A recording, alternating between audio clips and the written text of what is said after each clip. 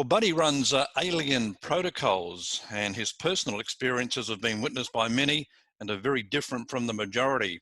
He's a stellar remote viewer and followed by many scientists for his psychic abilities. He affects RNGs, bends metal, and heals people. And he's had a non-human intelligence being show up in front of him in with one of the scientists that he was with, and he joins us. Hello, Buddy. How are you today? Good, Dean. Thanks for having me. Yep. I have seen quite a bit of your material lately, and I just like the integrity at which you approach the subject. And I think that's really important nowadays, especially. This is a crucial subject. It's a very important subject, and it interweaves between multiple subjects, and they're all important, from the UFO enigma to special abilities, human potential, and they're very definitive connections between them. And it's a fascinating, realm, and we are essentially at the forefront of a new science. Phenomena oftentimes is the very first hint of a new science. And we can go back through science history and talk about different phenomena that were mysteries and this and that. And like electromagnetism. There's all these weird, spooky things that they thought were paranormal even. And a guy named Volta tied them all together into the electromagnetic field. And 200 years later, it's completely incorporated into our lives. It's strange to believe it's only been around for 200 years. Right. Now, of course, we'll let people know that you're up there in the Bronx, and it looks like the mask is mandatory. Correct. Up there, but I'm sure they won't mind it for a little while. There you go, handsome man. Here. What would you describe yourself as? I don't know. First, I guess I'd be a student. But the stuff I take the most pride in is being a psi practitioner. My mother had a tremendous amount of intuition and psychic ability. And I've always had the knowledge that this ability was real.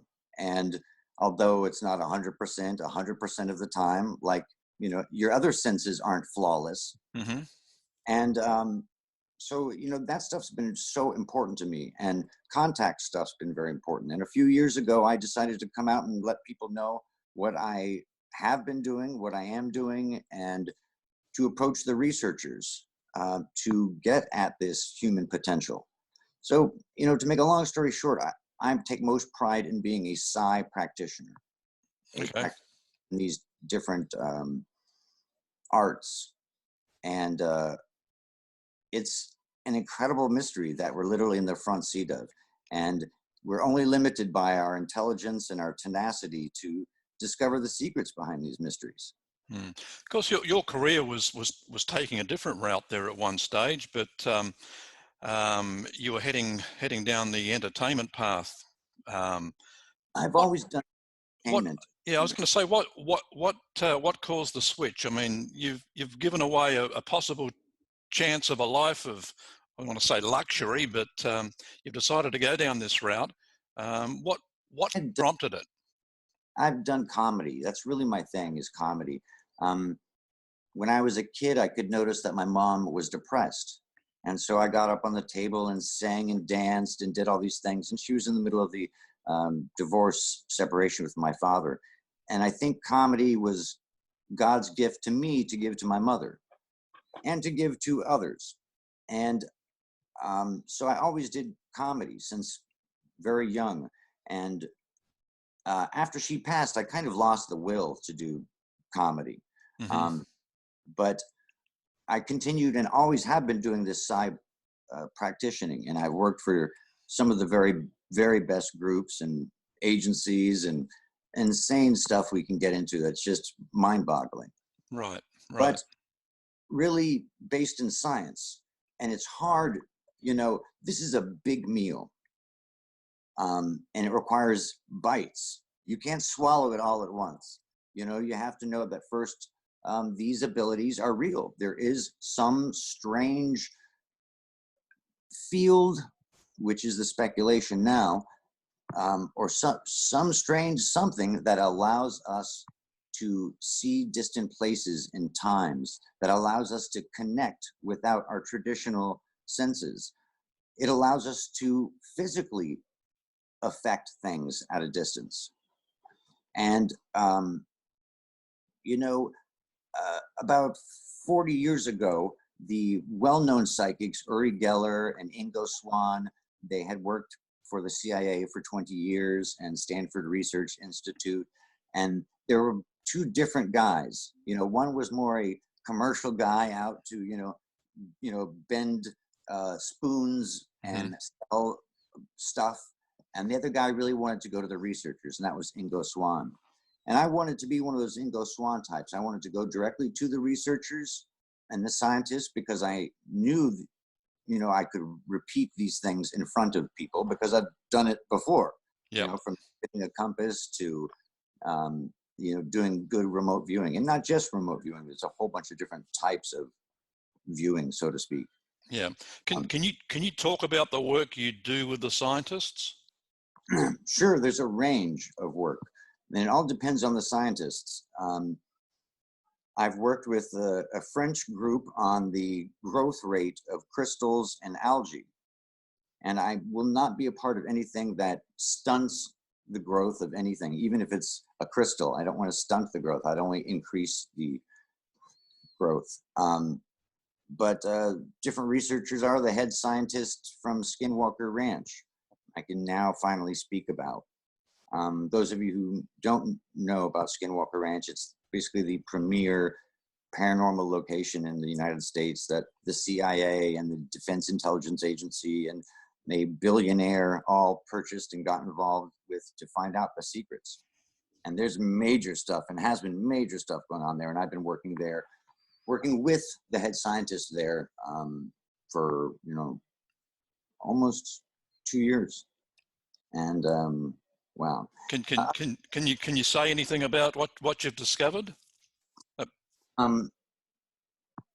Sure. We oftentimes, there's a way to tie this whole subject together, and it's going to take a moment to express it all, but basically there's something called the Two-Slit Experiment, and this is an experiment in physics. And basically, to make a long story short, what it kind of proves is that human consciousness affects physical matter, and that our consciousness isn't separate from the universe, that our consciousness is literally woven into the universe. So consciousness has an ability to affect our surroundings. And some people have more of an ability than others for a variety of reasons. Oftentimes at hauntings, you'll find a distraught young woman or a distraught child. And the way that I look at it is these are creations of the child. They're not separate ghosts or demons from hell or any of that stuff. These are literal creations of the child. And there are other things that can be created by the mind. And at Skinwalker Ranch, the different people who've gone there have had different experiences based on the type of person they were. If it was a military soldier, they would have a very militarized kind of hostile experience. If they were a empathic, caring person, they'd have beautiful light shows or a neat swirl of nature. So, ultimately, Jacques Vallée, who's one of the premier UFO investigators, and Eric Davis, one of the premier behind-the-scenes physicists, they came up with a model of our universe, of our reality, that states that somehow consciousness is more involved than we even think. They didn't take any further leaps, but I take that next big leap and say that there is this ability to do all these things. And the human mind can not only touch different places, it can build things. It can create illusions. And under the right circumstances, it can do some physical things that just would melt your reality. And it sounds too fanciful, but I've seen too much, and I've been a part of too much. I've been able to demonstrate the ability to affect machines at a distance.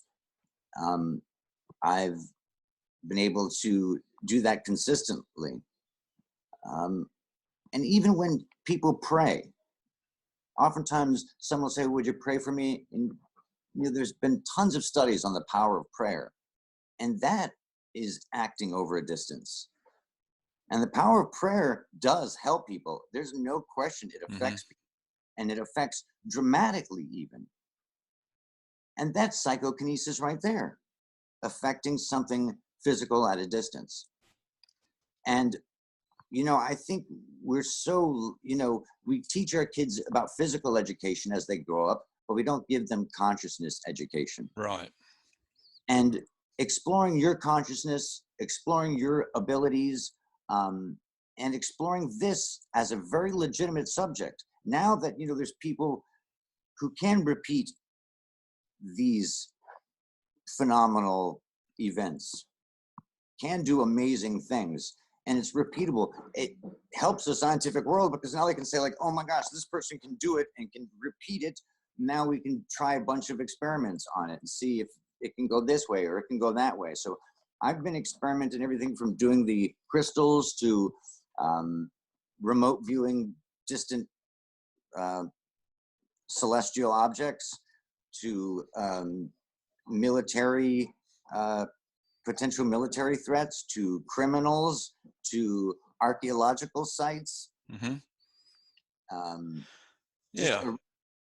Missing kids, all sorts of things. And it's just been such a fun and wonderful exploration.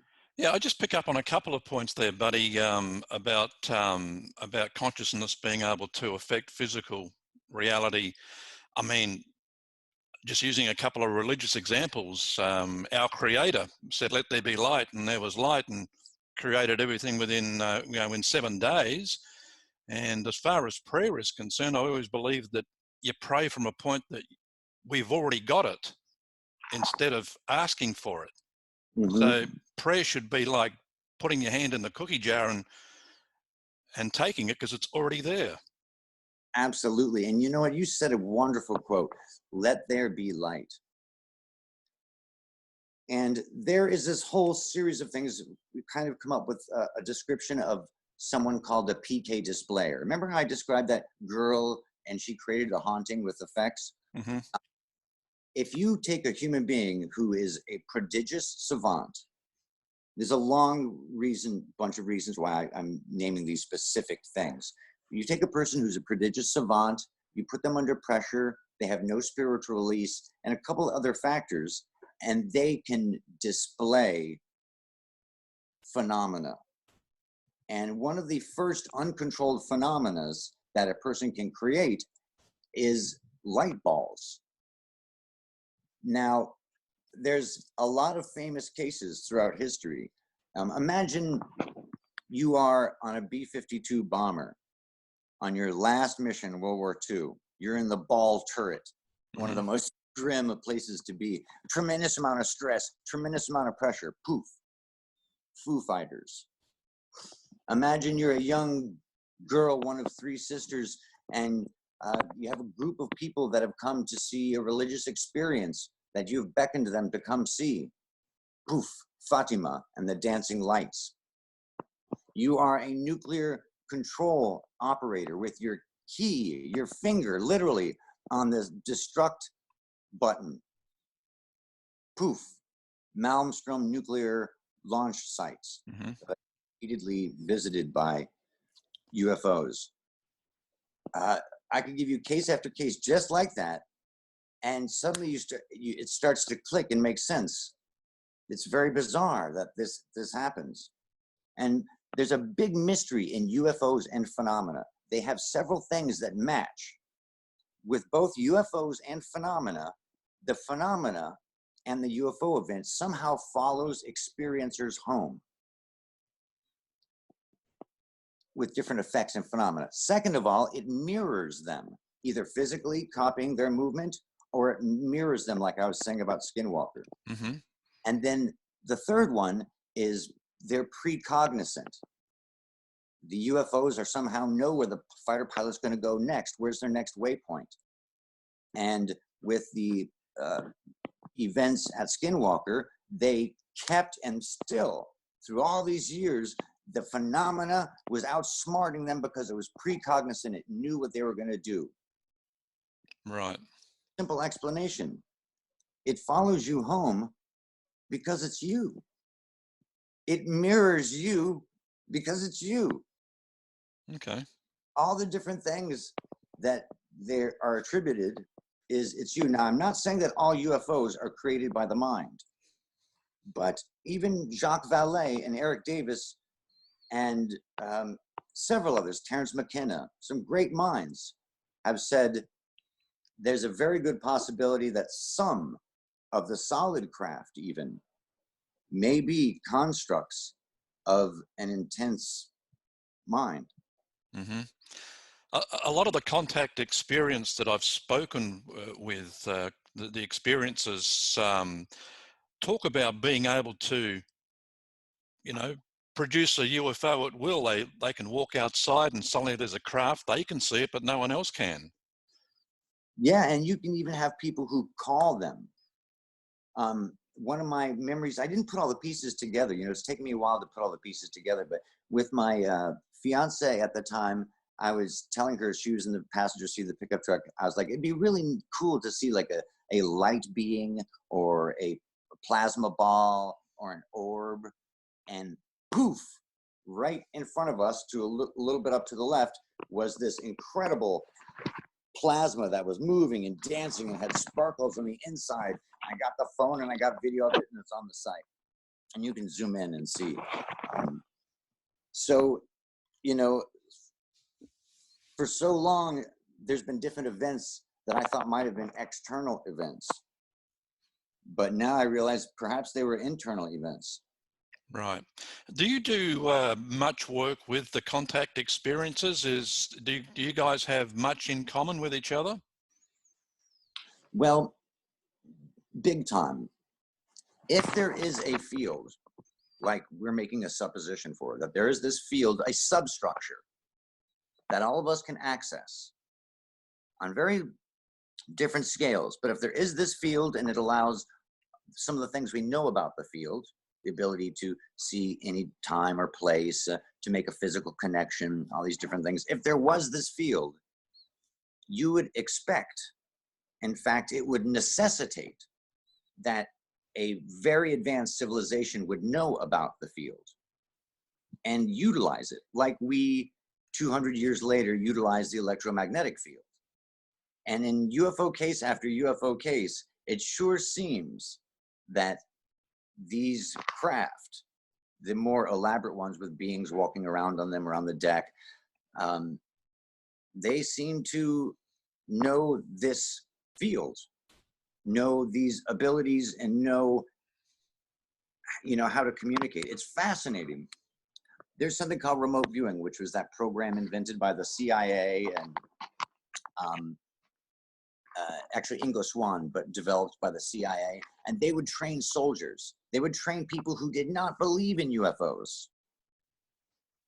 But somehow, after a while, their remote viewing and the use of this ability, the use of this substructure, attracted attention.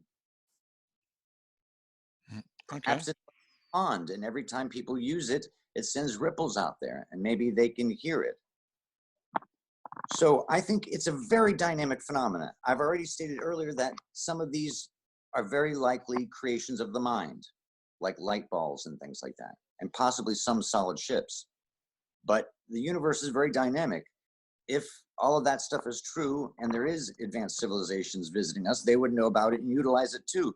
So it's a little bit of everything. There's real stuff out there. Yeah. But there's also more power in your mind than you might imagine. Which leads me to the question about healing. You've done quite a bit of healing, so is this all tied in together as well? Completely. It's so much of it is about empathy and resonance.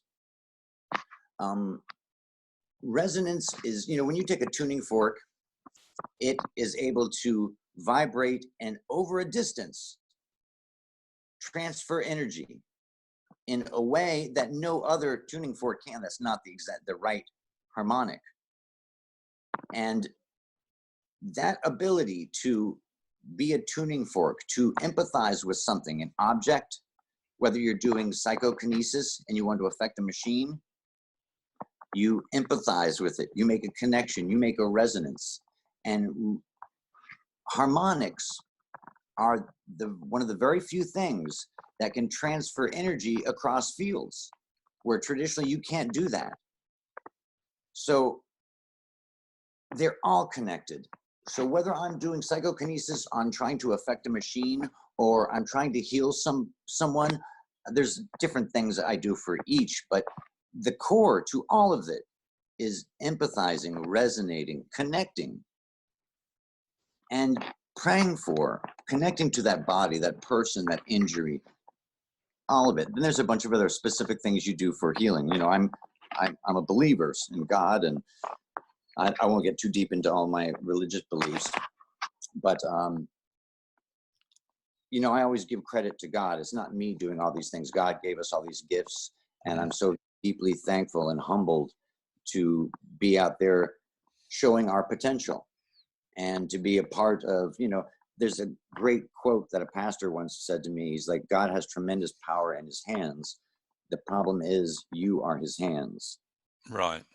And so these abilities are all connected at the core with empathy and resonance. Okay. What about your work in the remote viewing field? Is this similar to, say, what guys like Stephen Greer do and take groups out to isolated places? And that's CE5, and I've done that, and I have a farm, and I did that with a group upstate, and we would, do the contact and, protocols, and we'd have a lot of really interesting experiences. But RV, remote viewing, is a specific psychic protocol, an ESP protocol developed with the CIA and used by the CIA and the Defense Intelligence Agency and a whole bunch of different departments throughout the US government for 20 years. They spent millions and millions and millions on it. And all the paperwork now is out, and you can read it, and you can see you can be sure that the CIA wasn't doing that project for 20 years without very good belief that it works. And Jimmy Carter, in fact, said that the most amazing thing in his presidency was seeing this group do what they did. There's a great documentary out from Lance Munguia right now called Eye Spies.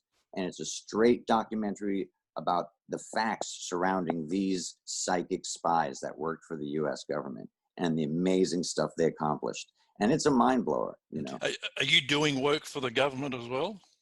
I can't really comment on any of that stuff, Okay. Yep. If I was or had in the past or in the future, but I've worked with a lot of the top groups and things, and I have in the past worked for a government, organization, and that's why I initially got my moniker, which was Psychic X. Different people were, Psychic A, B, C, D, whatever, and I wanted to be X. Right. And that way it keeps you anonymous in all the paperwork. Yep. And that's an additional thing. So remote viewing is a protocol. It's basically a 7-page method that you can teach anybody, and it produces stunning data, staggering data. And there's not just remote viewing. Oftentimes people say, oh, I do remote viewing. There's controlled remote viewing. There's associative remote viewing. There's astral projection, which is a very different form and way of getting information. There's a bunch of different types of these clairvoyant methods, and they're very specific methods. And it's really cool. It's really cool. When you teach someone, usually they're first, it's called beginner's luck. In this world, people have stunning accuracy. Right. And that's so when you say you can teach anybody to do it, a lot of people would say, no, you can't, because I'm not built to do it.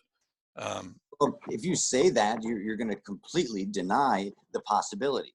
It's like saying, oh, I can't bicycle ride. You never tried it. Well, you may fall down a few times, but I bet you can bicycle ride. But your biggest hindrance is saying, I can't do it. Right. I can't. To me, failure and impossible only live in my fears. You have to dream big, and you have to be willing to fail big. And I'm not afraid of failing big. And you know, I wasn't afraid of going to researchers, the scientists. I've been to labs where they've, you know, tested me. There's a great little video, and they mentioned one of the big organizations that they shouldn't have on the tape, but it's on there, testing the shielded compass, and they tested me on an electrostatic detector and all sorts of different equipment. And it's so cool. Anyone can learn this stuff. I've taught people different aspects of this, and what they've done and what they're doing now is amazing, just like I've been taught. So this, you can, Dean, you can. Your biggest handicap is saying, oh, no, I can't do it. Yeah. Okay. If you watch the documentary, Third Eye Spies, you'll see how exciting and amazing this stuff is. And there's lots of testimonials on my, you know, channel of things I've gotten incredibly accurate. And, you know, it's not just a parlor trick. It also can have a lot of value in terms of helping people, finding lost people, finding a lost kid. I just got asked to help find basically endangered plant species. How cool is that? Wow. I've been asked and have done the viewings for a historical society. And how fun and cool is that? So I was just going to ask you, buddy, can you give us like an example of how you would prepare to do a remote viewing? Say you needed to find a plant. What would be your preparation? Well, I made a big discovery a while ago. I used to have incredibly long preparations and made sure I did it during this special time called sidereal time, which is, and I'd have to have my mugwort tea and do my yoga beforehand and do all these different things until one day the head scientist from Skinwalker called me out of the blue and said, hey, do you want to do something? And I was like, sure, I'm always game.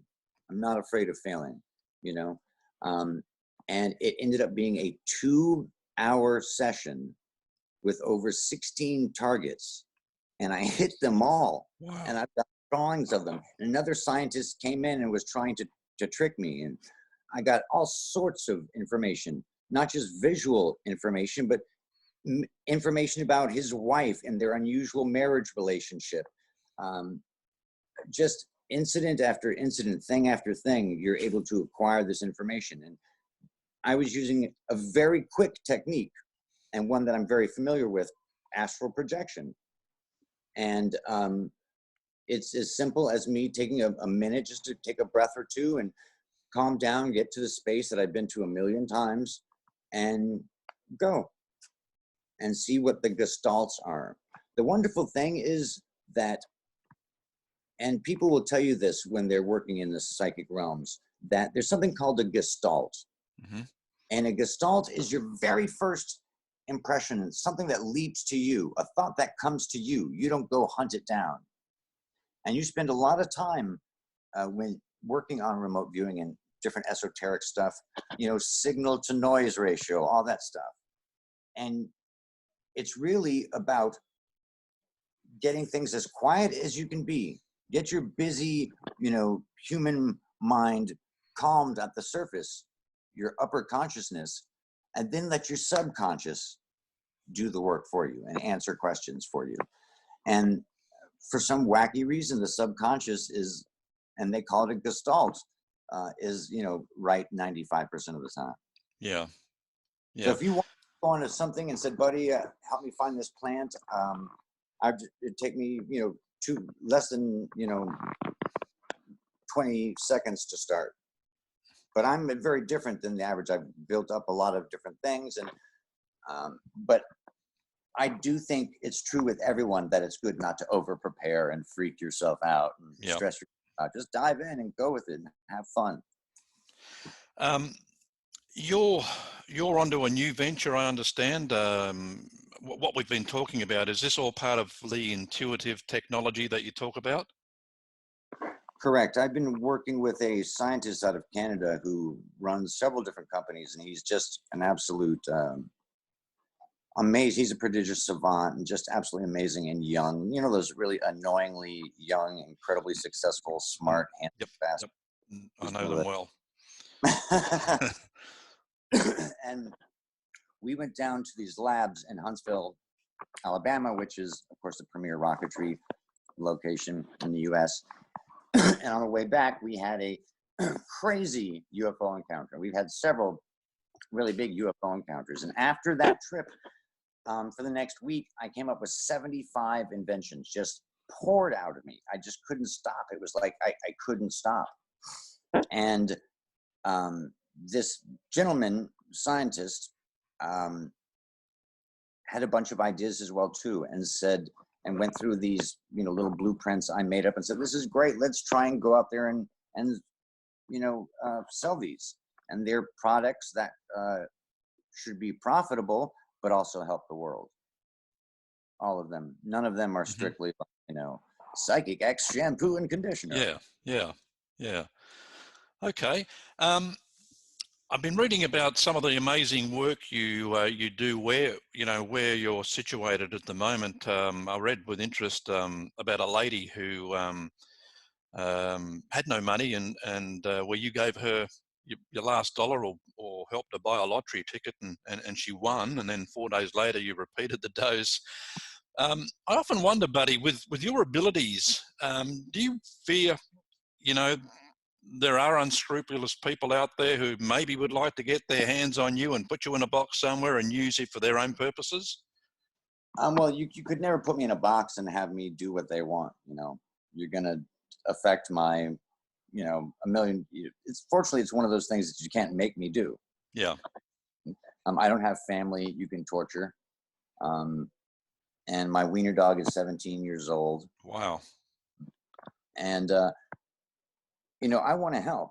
I'm here to help.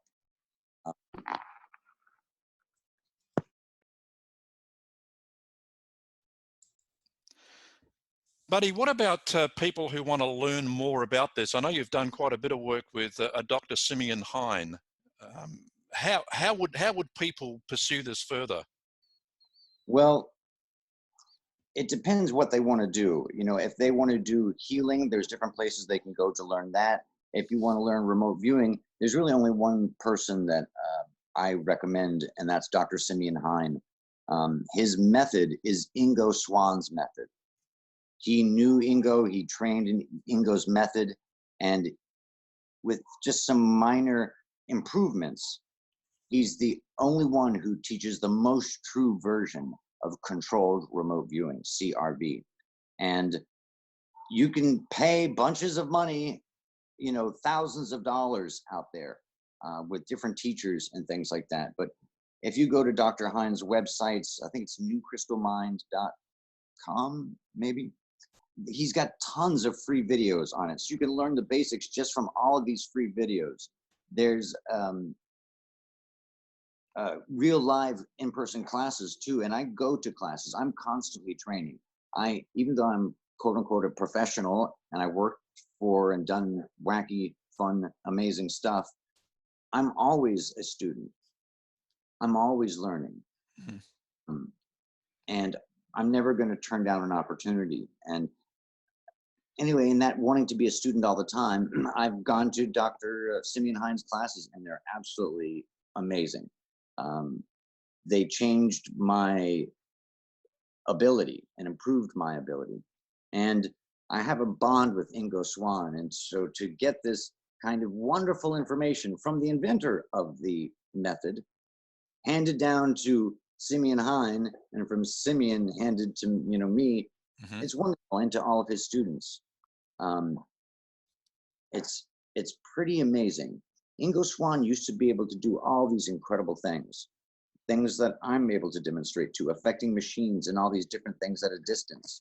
And when you really think about it, if you're able to affect a machine that's distant from you, somehow a part of you is connecting to that. A lump of you is here, but a part of you is connecting to that. And I realized something when Ingo Swann passed away, which was January 30th, is his death date.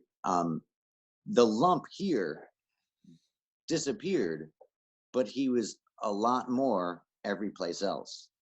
Right. And that's true with all of us, I think. I think there's a chunk of us here and a little piece of us that straddles into this field. And, when you pass, maybe you straddle more in that field. Yeah. And you're more everywhere. Okay. Couple more questions. You mentioned when you pass, have you done much work with near-death experiences? Not too much. I've done, tried to do some contact work and for people who specifically requested try to get in contact with a loved one. And it's something I was incredibly reticent to do because, the last thing I want to do is be one of those. There was a guy on TV named Jonathan Edwards, I think Mm-hmm. it was. All these people who contact past lives and profiteer and do really kind of disgusting things like that. I didn't want to do that. If I couldn't get a real signal and my gestalts flow organically, gestalts be real. This is people's feelings. This is really heavy duty stuff. Yeah. So took it on for 3 cases and I had stunning results, down to the name of a dog even, and musical instruments and all sorts of different things.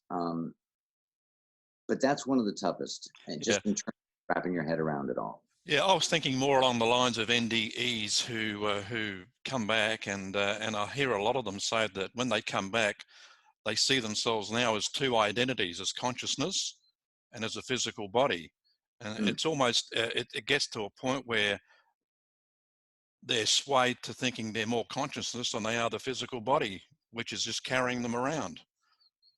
This is such a wonderful debate in the science community as well too, about consciousness and space-time matter energy. You can't have a consciousness, you can't have a biological system unless you have space-time matter and energy first.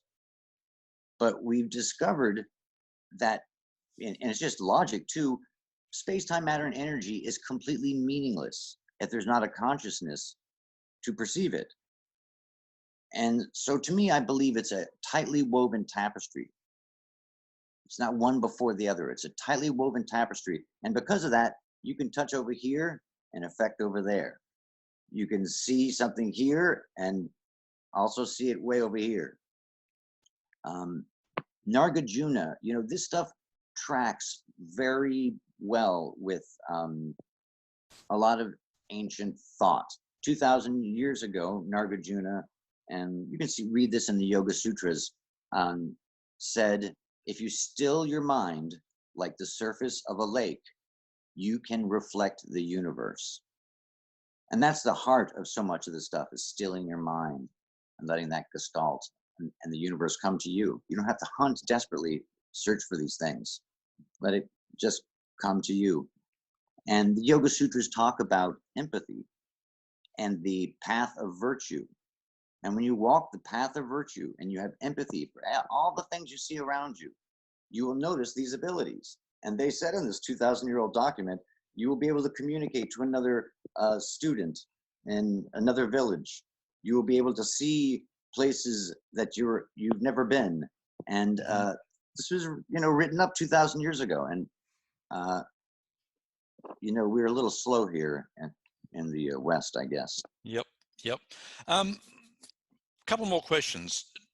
Do you have to deal a lot with skeptics? I mean, they can be pretty brutal. They can, but you know what? The facts are facts. You can have your opinion, but you can't have your own facts. Like, you can, but you're, deceiving yourself. And this stuff has so much incontrovertible evidence, so much evidence that you just can't shoot down. The UFO topic has so much hardcore evidence, it's ridiculous.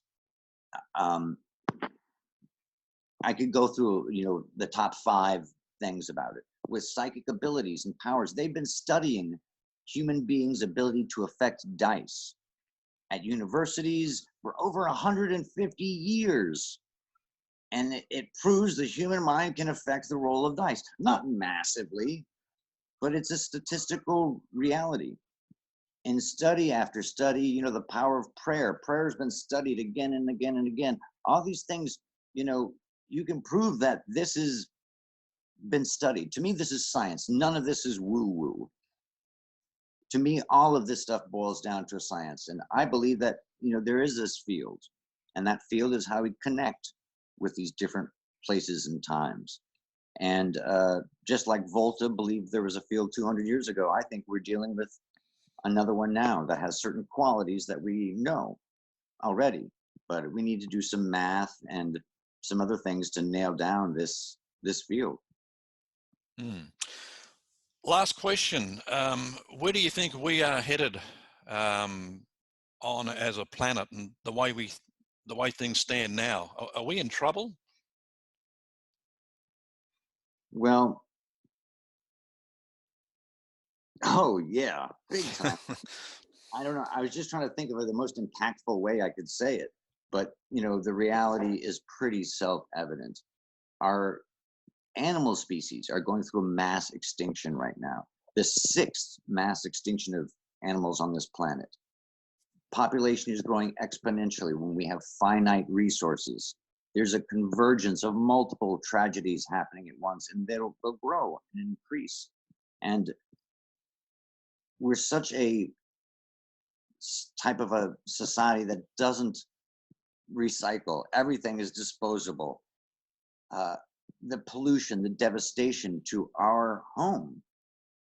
It's like we're in the living room playing Nintendo when the whole house is on fire. We're in a very desperate scenario. And when an advanced civilization is visiting you and has increased the visit rate, they might be doing something interesting or important. They weren't behaving like this 50 years ago. They weren't being captured as much in giant fleets and going, scanning rainforests and scanning, natural zones. I think even their presence and their increased presence is indicative that we're going through something very, very intense. You look out into the universe, my friend, Dean, and we don't see a whole bunch of alien signals, other civilizations. There's something called the Fermi Wall. What happens to these civilizations? Where are they? Maybe the same zeal that allows a creature to get to the stage of super technology, maybe that's, and constant, because you have to be constantly impatient, constantly unsatisfied, striving, wanting to strive higher and bigger and more. When you have technology, suddenly the technology can grow faster than your moral arc. And maybe there's very few civilizations because of that. They didn't have enough time, to not just be incredible with their weapons, but be incredible with their ethics. Yep. Well, buddy, been a real pleasure talking to you. What's up next for you then? Well, I'm not selling anything. There's no T-shirts. There's no tours. But you've got a YouTube channel that people can tune in. Absolutely, the Alien Protocols channel. And if you need healing, if you need remote viewing, if you want tips on all of this stuff or any of this stuff, if you want tips on healing techniques, if you want tips on meditation, if you're just mildly curious or interested, you could email us at alienprotocols@gmail.com. And it's our honor and duty to help and share. Every day I go on a patrol out here in the Bronx to try and help someone. Let God take me to whoever needs help. And wonderful, wonderful things happen. Hmm. Just jumping out there and doing it. So try it. Jump out there, do it, guys. Let it take you, and just follow that spirit and learn one of these things. And we'd be glad to help. Never a charge. Great. Thanks, Buddy. Thank you, Dean. It's Buddy talking with us today. Alien Protocols. Do yourself a favor, check it out on YouTube.